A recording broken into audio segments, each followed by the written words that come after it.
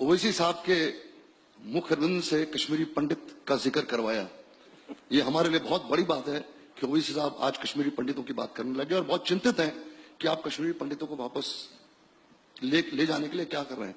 मैं आपका भी शुक्रगुजार हूं ओवैसी साहब कि 26 साल के निर्वासन के बाद, 26 साल के जेनोसाइड और एथनिक क्लीनिजिंग के बाद, 3.5-4 लाख कश्मीरी पंडितों के निर्वासन के बाद, उनके हत्याओं के बाद, उनके रेप्स के बाद, उनके किलिंग्स के बाद, उनकी प्रॉपर्टी को जलाने के बाद, उनके मंदिरों को जलाने के बाद, तोड़ने के बाद आपको कश्मीरी पंडितों की याद आई। मैं आपका बहुत बहुत शुक्रगुजार हूं। अगर आप दादरी की बात करते हैं तो छत्ती सिंह पुरा की भी बात करिए।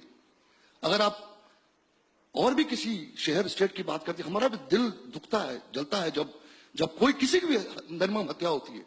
लेकिन तकलीफ तब होती है कि जब 3.5-4 लाख सबसे बड़ा जेनोसाइड इस हिंदुस्तान में अगर हुआ है तो कश्मीरी पंडितों का हुआ है।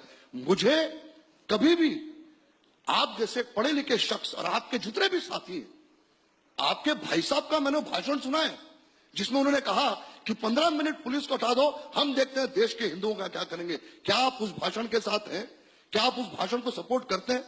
अगर आप एक कदम आगे नहीं चलेंगे तो बाकी का क्या होगा।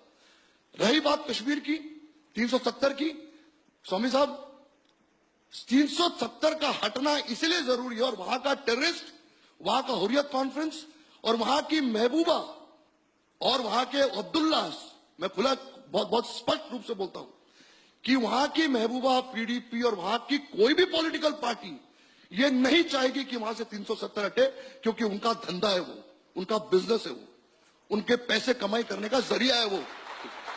इसलिए सबसे बड़ी शर्त और सबसे बड़ा जो प्रश्न है बीजेपी के लिए वो यह है कि आप महबूबा मुफ्ती को हैंडलिंग कैसे करते हैं। क्योंकि हमने